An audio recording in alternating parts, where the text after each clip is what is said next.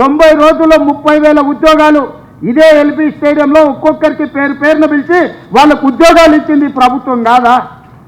మరో 35,000 ఉద్యోగాలు ఈ డిసెంబర్ లోపల ఇవ్వాలని నిన్నగాక మొన్న 11,062 మంది టీచర్ ఉద్యోగాల ఫలితాలు ప్రకటించి రేపు 9 తారీఖు నాడు అదే ఎల్బీ స్టేడియంలో పేదలకు విద్య చెప్పే ఈరోజు టీచర్ల నియామకాలు ప్రభుత్వం చేపట్టబోతుంది. అదేవిధంగా వైద్య రంగంలో వేలాది మంది పోస్టుల పారామెడికల్ సిబ్బందిని మన ప్రభుత్వం వచ్చినాక నియమించింది. ఇవాళ ఒక్కొక్క సమస్యను పరిష్కరించుకుంటూ హైదరాబాద్లో ట్రాఫిక్ సమస్యను పరిష్కరించుకుంటూ హైదరాబాద్కు వచ్చిన వరదల్ని పరిష్కరించుకుంటూ హైదరాబాద్ కూరుకుపోతున్న బురదలో నుంచి నగరాన్ని కాపాడాలని ఒక మంచి ఆలోచనతో ముందుకు వస్తే దాని మీద కూడా బురద జల్లుకుంటూ తిరుగుతున్నారు బామర్దులు. నేను అంటున్న కిరాయి మనుషులతో మీరు చేసే హడావిడి తెలంగాణ సమాజం నిశ్చితంగా గమనిస్తుంది.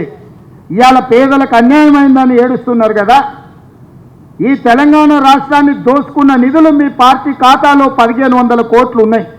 ఒక 500 కోట్లు తీసి ఆ మూసీలో మునిగిపోయిన వాళ్ళకి పంచిపెట్టండి. మీకు అధికారంలోకి రాకంటే ముందు తొడుక్కోవడానికి చెప్పులు కూడా లేవు కదా. ఈరోజు 1,500 కోట్ల రూపాయలు మీ పార్టీ ఖాతాలో ఉన్నాయి. అది ఎవరి సొమ్ము? తెలంగాణ ప్రజల సొమ్ము కాదా? ఇవాళ తెలంగాణ ప్రజలు మూసీలో ఉన్న పేదలు బాధలు ఎదుర్కొంటున్నారని మీరు మాట్లాడుతున్నారు కదా. ఒక 500 కోట్ల రూపాయలు మీ పార్టీ ఖాతాలో నుంచి తీసి వాళ్ళకి పంచి పెట్టండి. వాళ్ళకి ప్రత్యామ్నాయం ఏం చేయాలో చెప్పండి. ఈరోజు ఈ ప్రభుత్వం సిద్ధంగా ఉంది వినడానికి. హైడ్రా గురించి అసెంబ్లీలో చర్చ పెట్టినప్పుడు ఈ సన్నాసులు పారిపోయింది, మాట్లాడలేదు. హైడ్రా మీద అసెంబ్లీలో చర్చ జరగలేదా? ఆ రోజు మీరు సూచన చేసి ఉంటే ఈరోజు మీరు మా అడ్డగోలుగా మాట్లాడాల్సిన అవకాశమే లేకపోతుండే కదా. ఈరోజు పేదలకు ఏం చేద్దామో చెప్పండి. మీ తాత సొమ్ము మా తాత సొమ్ము ఇచ్చేది లేదు. ప్రజలు కట్టిన పన్నుల నుంచి పేదలకు ఇవాళ 12,000 మంది బఫర్ జోన్లో లేకపోతే నదీ బెడ్డులో మూసి పరివాహక ప్రాంతంలో ఉంటే 15,000 డబల్ బెడ్రూమ్ ఇళ్ళు ఇవాళ మనం కేటాయించడానికి నేను ఆదేశాలు ఇచ్చిన. మూసి మురికిలో దోమలతోని కలుషితమైన నీళ్లతోని అక్కడ బతకలేని శవాలుగా జీవోత్సవాలుగా ఉన్న పేదవాళ్లకు ఆత్మగౌరవంతో బ్రతకడానికి ఇల్లు ఇచ్చి ఇంటి ఖర్చులకు 25,000 ఇచ్చి మా అధికారులు అక్కడ ఉండి వాళ్ళని ఇంటి దగ్గర దిగబెడుతుంటే అభినందించాల్సింది పోయి అన్యాయంగా మాట్లాడుతున్నారు. డబుల్ బెడ్రూమ్ ఇల్లు కంటే ప్రత్యామ్నాయం ఏముందో చెప్పండి. పంచుదాం, ఇది ప్రజల సొమ్ము. మేము సిద్ధంగా ఉన్నాం బాధ్యత తీసుకోవడానికి. ఇవాళ పేదల సంక్షేమం అమలు చేయడమే మా బాధ్యత. చేతనైతే రాండి, అఖిలపక్ష సమావేశాన్ని పిలుస్తాం, మీరు రాండి, ఏం చేయాలో చెప్పండి. ఏది చేసినా వద్దనడం, మీ చేతగాని తనాన్ని కప్పిపుచ్చుకోవడానికి మమ్మల్ని ఏ ప్రయత్నం చేయొద్దనడం ఇది సమంజసమని నేను అడుగుతున్నా. 10 నెలలు కూడా కాలే మేము అధికారంలోకి వచ్చి. 10 ఏళ్ళు ఈ రాష్ట్రాన్ని దోసుక తిన్న మీరు ఇవాళ ఆగర్భ శ్రీమంతులు ఎట్లయినరు? మీరు మాత్రం ఫామ్ హౌజుల్లో ఉండాలి. మీ ఫామ్ హౌజులను కాపాడుకోవడానికే కదా ఇవాళ వీళ్ళను ముసుగు తొడుక్కొని రక్షణ కవచంగా పెట్టుకొని పేదోళ్ళని పెట్టి కూలగొట్టొద్దు అంటారు. ఇవాళ ఇన్ని మాట్లాడుతున్న కేసీఆర్ జన్వాడలో నీకున్న ఫామ్ హౌస్ అక్రమ నిర్మాణం కాదా? అది కూలగొట్టాలనా వద్దా నువ్వు చెప్పు. హరీష్ రావు అజీజ్ నగర్లో నీకున్న ఫామ్ హౌస్ అక్రమమా కాదా? దాన్ని కూలగొట్టాలనా వద్దా చెప్పు. సబితమ్మ, నీ 3 కొడుకుల పేర్ల మీద 3 ఫామ్ హౌసులు కట్టినావు కదా. నువ్వు సబితమ్మ లేక పేద అరుపులు అరవకమ్మా. నీకున్న ఫామ్ హౌసులు కూడా లెక్కలు ఉన్నాయి. కూలగొట్టాలనా లేదా సబితమ్మ? నువ్వు సలహా చెప్పు. మీకు వెనకంగా ఉన్న కేవీపీ రామచంద్రరావులే కూలగొట్టాలనా వద్దా చెప్పు. ఇవాళ అక్రమంగా ఫామ్ హౌసులు నిర్మించుకొని మీ ఫామ్ హౌసుల మీద ఎక్కడైతే తొలగింపు ఏటు పడుతుందో మీ ఫామ్ హౌసులు కూలుతాయని చెప్పి ఇవాళ పేదలను రక్షణ కవచంగా పెట్టుకొని ఇవాళ మీరు నాటకాలు ఆడుతున్నారు. నల్ల చెరువులో ప్లాట్లు వేసి అక్రమంగా అమ్మినోడు మీ పార్టీోడు కాదా?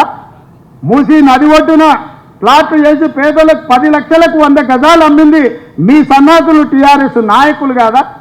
ఇవాళ 100 గజాలు 10 లక్షలకు నల్ల చెరువులో సున్నం చెరువులో ఇవాళ మూసి నది ఒడ్డున మీరు ప్లాట్లు చేసి అమ్మి ఇవాళ ప్రభుత్వ భూమి అని తేలంగానే వాళ్ళు ఎక్కడ మిమ్మల్ని చొక్కా పట్టుకొని మా పైసలు మాకు వాపసు చేయమని అడుగుతారో అని చెప్పి ముందే పార్టీ కార్యకర్తల్ని ఉసిగొల్పి ఈరోజు ఈ ధర్నాలకు దీక్షలకు తిరుగుతున్నారు.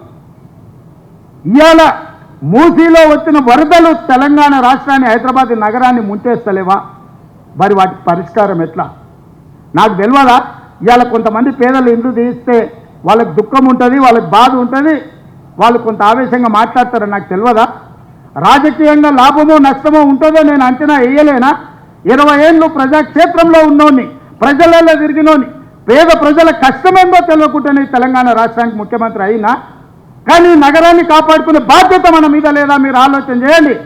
ఇవాళ హైదరాబాద్ నగరానికి తాగునీరుని అందించిన ఉస్మాన్ సాగర్, హిమాయత్ సాగర్లో బల్తిలోళ్ళు బల్తి కొట్టుకుంటున్న ఫామ్ హౌస్లు కట్టుకొని వాళ్ళ డ్రైనేజ్ తీసుకెళ్లి ఆ గండిపేటలో, హిమాయత్ సాగర్, ఉస్మాన్ సాగర్లో కలిపితే వాళ్ళ డ్రైనేజ్ నీళ్లు హైదరాబాద్ నగరం తాగాలనంట. ఈ నా కొడుకులు చెప్తున్న భాష గది. ఇవాళ ఆ ఫామ్ హౌస్ చుట్టూతో కట్టుకున్న ఇల్లు ఎవరిది? కేటీఆర్కు లేదా? హరీష్కు లేదా?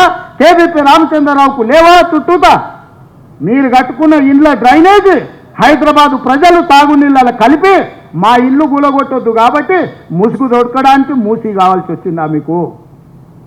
మూసీని అడ్డం పెట్టుకొని ఎంతకాలం బతుకుతారా మీరు? ఎంతకాలం తప్పించుకుంటారు? వారం రోజులు, 10 రోజులు, 15 రోజులు, నెల రోజులు అయినా వదల మీ భర్త మీరు అనుకుంటున్నాం ఒక్కనొక్కని చింతపండు చేస్తా. మూసి పేదలకు ఏం చేద్దామో చెప్పండి. ప్రతి పేదవాడికి మంచి కాలనీలు చేసి ఇల్లు కట్టిద్దాం చెప్పండి. ప్రభుత్వం దగ్గర భూములు లేవా? ప్రభుత్వం ఏమైనా గొడ్డుపోయిందా? జవహర్ నగర్లో 1000 ఎకరాలు ఉంది ప్రభుత్వాన్ని. మూసీలు ఉన్న పేదవాళ్ళందరికీ తలా 150 గజాలు చేసి ఇచ్చి ఇందిరమ్మ ఇల్లు కట్టిద్దాం. రాండి సన్నాసులారా, ముందుకు రాండి, పేదోళ్ళకి కట్టిద్దాం. ఎవరైతే నమ్మి మోసపోయి కట్టుకున్నారో వాళ్ళ ఇల్లు కట్టడానికి ఎంతైందో నష్టపరిహారం ఇద్దాం, ప్రభుత్వం ఖజానా నుంచి పంచుదాం. రాండి, అందరం కూర్చొని పంచుదాం ఒకటే వేదిక మీద. ఇవాళ ఈ ప్రాంతంలో ఎంపీ ఆయన మాట్లాడుతున్నాడు. ఇక ఆయన గురించి నేను ఎక్కువ మాట్లాడదలుచుకోలేదు.